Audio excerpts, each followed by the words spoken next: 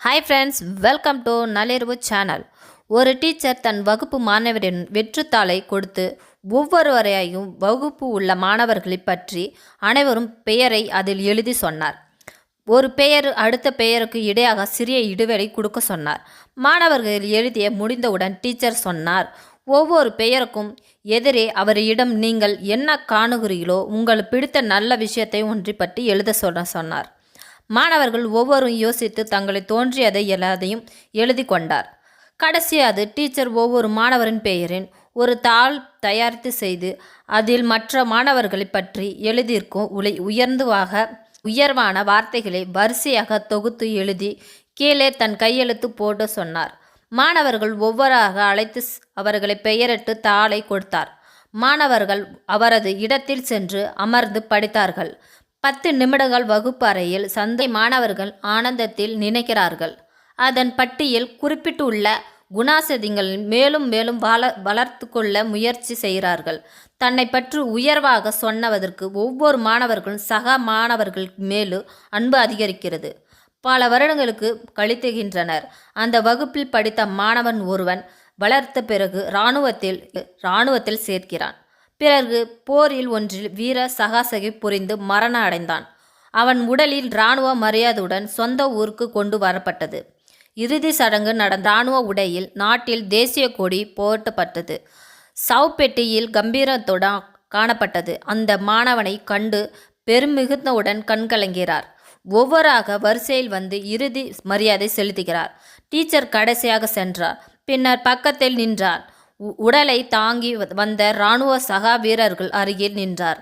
ஒரு வீரர் கேட்டார், நீங்கள் சரவண் 10ஆம் வகுப்பு டீச்சர் என்று கேட்டார். ஆமாம், நான் தான் 10ஆம் வகுப்பு டீச்சர் என்று சொன்னார்.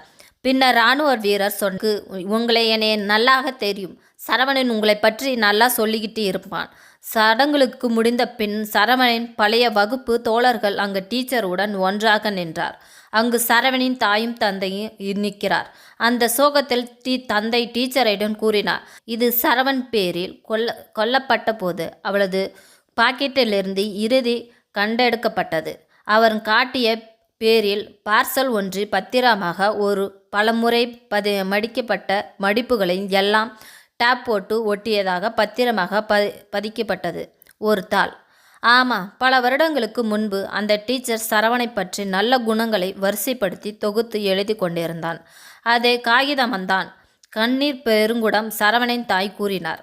ரொம்ப நன்றி டீச்சர், உங்களுக்கு கடிதம் அவன் உயிரோடு விட மேலான விரும்பினான். அதை வருடங்களுக்கு அந்த எவ்வளவு பத்திரமாக பாதுகாக்கு வந்தான். அவனுக்கு வாழ்க்கையில் மிகுந்த தன்னம்பிக்கையும் பிடிப்பும் ஏற்பட்டது. இந்த காகிதம்தான் உதவியானது. டீச்சருக்கு மற்ற மாணவர்கள் சரவணை நினைத்தார். கதறி அழுகின்றான். ஆமாம் என் இனிய நண்பர்களே, இந்த வாழ்க்கையின் பாதை கரடுமுடானது. இந்த துவங்கம் எப்படி இருக்குது, எப்படி முடியும் என்று யாருக்கும் தெரியாது. இருக்கின்ற காலத்தில் நம்முடைய இருப்பவர்களை அவர்கள் நல்ல இயல்புகளில் நேசிப்போம். நல்லது கெட்டது கலந்து தன் மனிதன் குணம் ஒவ்வொரு விரும்பாததுக்கு குணம் கொண்டிருந்தாலும் நம்ம அதை விரும்பவில்லை என்பது எரிச்சல் காரணமாக அதே நேகமாக உடனடியாக வெளிப்படுத்தி விடுகிறோம். ஆனால் ஒவ்வொரு இடம் உள்ள நண்பர்களுக்கும் குணங்களையும் அநேகமாக நம்முடைய வெளிப்படையால் பாராட்ட தவறிவிடுகிறோம். கூடாது என்றாலும் அதில் அவசியம் நமக்கு தெரிவதில்லை.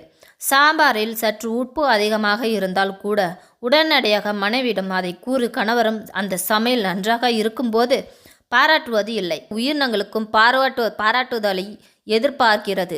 கிடைத்தால் சந்தோஷப்படுகிறார்கள். நீங்களே நானும் யாருக்கும் அதற்கு விதிவிலக்கு இல்லை. வெளியேற்றப்பட்டுவது பாராட்டுதல் அவர்களுடைய தன்னம்பிக்கை கொடுக்கும்.